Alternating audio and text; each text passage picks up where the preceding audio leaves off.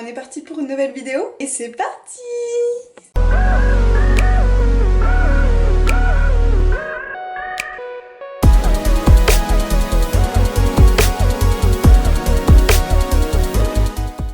Bonjour à tous mes anges, j'espère que vous allez bien, je suis ravie de vous retrouver pour cette nouvelle vidéo. Alors aujourd'hui on va parler hypersensibilité parce que c'est un thème qui vous a énormément plu de par les deux podcasts que je vous ai fait notamment à ce sujet-là, notamment donc un sur savoir si on est une personne hypersensible et le deuxième justement où je vous donnais les 10 outils pour justement un petit peu gérer son hypersensibilité ou plutôt apprivoiser son hypersensibilité, mais ça je reviendrai un petit peu plus tard dans la vidéo. Donc c'est un sujet qui vous intéresse beaucoup, je reçois plein de messages par rapport à l'hypersensibilité, par rapport à votre hypersensibilité notamment. Vous me remerciez en fait tout simplement de parler de ce sujet-là parce que vous arrivez à vous reconnaître et que c'est quelque part encore un sujet qui est un peu tabou ou je dirais plutôt qui est mal connu, mal perçu. Je vais vous faire un petit sommaire justement où je vais d'abord expliquer dans une première partie ce qu'est l'hypersensibilité, vous définir un petit peu ce qu'est l'hypersensibilité. Dans une deuxième partie, je vais répondre à vos questions sous forme un petit peu de FAQ. Et la troisième partie, je vais vous donner aussi mes conseils, c'est le plus important je crois de cette vidéo-là. Parce que vous allez comprendre qu'on ne gère pas, on ne contrôle pas une hypersensibilité, mais on l'accepte. J'ai un truc dans l'œil.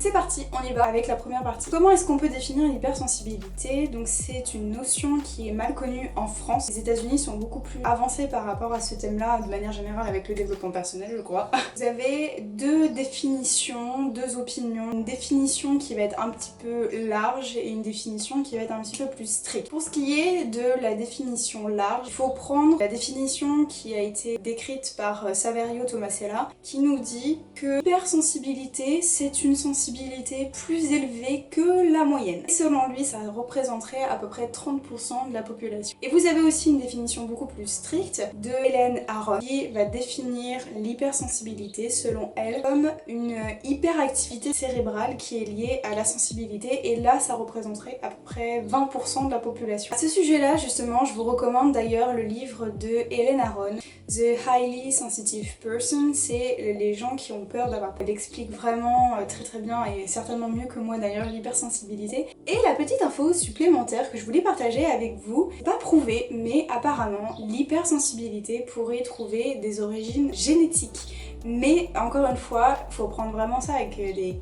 grosses pincettes parce qu'il n'y a rien qui prouve cela. Ce qui est sûr par contre, c'est que l'hypersensibilité peut se traduire dans la manière dont on va être éduqué. Autrement dit, ça va avoir une répercussion sur la généalogie. Il y a des familles qui vont être plus à l'aise à montrer les émotions, à partager les émotions, à les dévoiler, les montrer, que ce soit des émotions agréables comme désagréables. Et il y a des familles qui sont moins à l'aise justement à dévoiler les émotions. L'hypersensibilité d'une personne va varier selon l'éducation qu'elle va recevoir. Je tiens à mettre un petit disclaimer, il n'y a pas un qui est meilleur que l'autre. Le problème que l'on rencontre des personnes qui vont être plus hypersensibles, c'est qu'on va avoir peur en tant que personne hypersensible de montrer justement ces émotions-là parce qu'on vit dans une société où on doit être fort, surtout pas montrer notre fragilité, on ne sait pas, et montrer à un moment donné qu'on est un peu timide, qu'on est un peu stressé, qu'on est un peu fragile, que là on ne sait pas,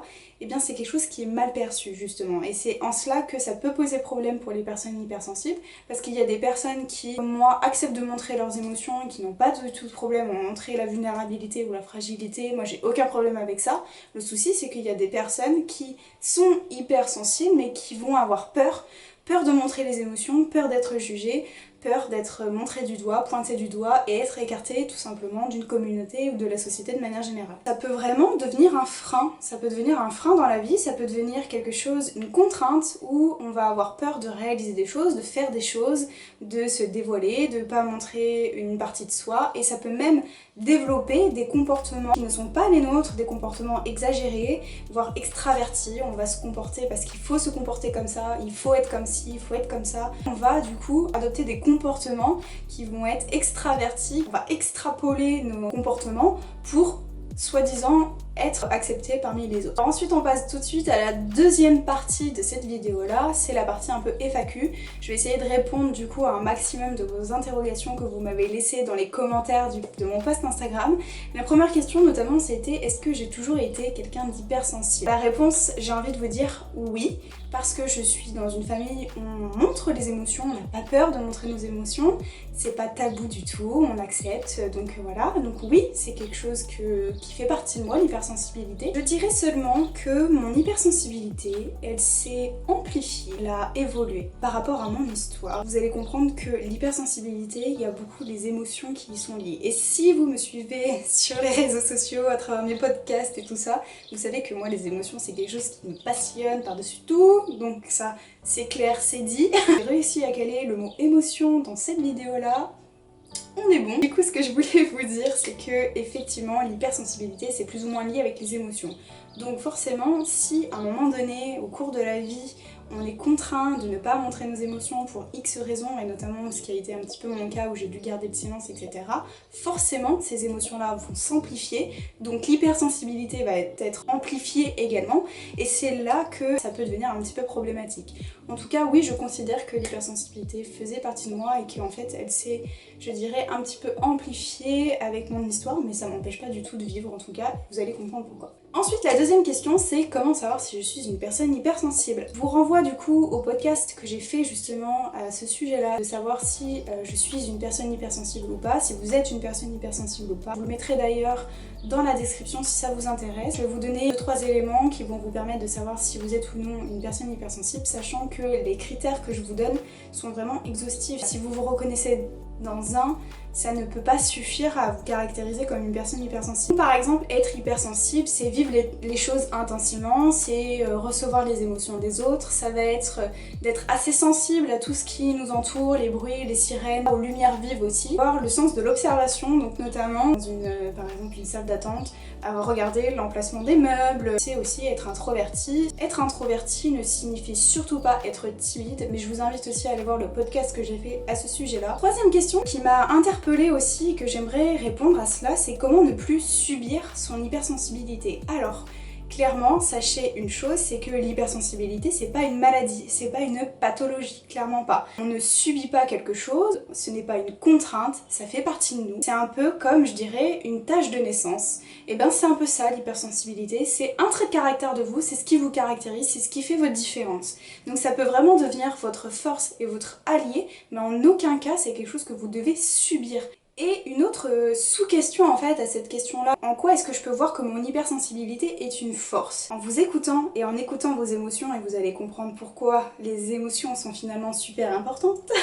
En comprenant votre hypersensibilité, notamment grâce à vos émotions, eh bien vous allez pouvoir vous en servir pour justement le réutiliser dans des projets, pour des relations, et ce, dans tous les domaines. Quand vous allez comprendre votre hypersensibilité, vous allez pouvoir tirer tous les avantages de toutes les émotions que vous pouvez recevoir dans n'importe quel domaine en fait. Et il y a évidemment de nombreux avantages à l'hypersensibilité parce que vous développez beaucoup d'émotions, du coup ça va vous permettre de vous connaître vous-même. Vous allez aussi être capable de poser vos limites parce qu'en étant hypersensible, justement, comme on connaît des moments très très hauts et des moments très très bas, et bien du coup on sait quelles sont nos limites, on sait quels sont nos besoins, on sait ce qui nous plaît, on sait nos envies, enfin on connaît nos valeurs, donc en fait ça vous apporte tellement de choses. En résumé, l'hypersensibilité c'est plus une force qu'une ennemie. Dernière chose aussi, c'est que l'hypersensibilité, ça va vous permettre du coup de connaître vos émotions, et c'est là où je voulais vraiment en venir. Ça peut être vraiment des fois difficile de gérer ses émotions, gérer entre guillemets, puisque maintenant je dirais plus de réguler ses émotions. Si vous êtes une personne hypersensible, ça va vraiment vous aider à comprendre vos émotions. Troisième partie, on en arrive au plus important de la vidéo, je crois.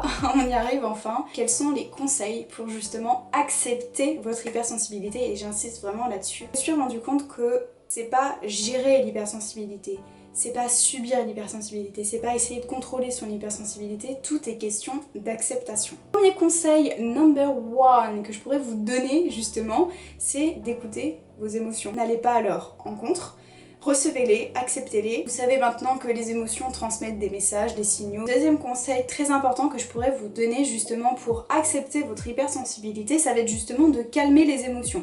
Parce que quand on est une personne hypersensible, on a tendance à connaître des très hauts moments de bonheur, de joie, de gratitude, etc.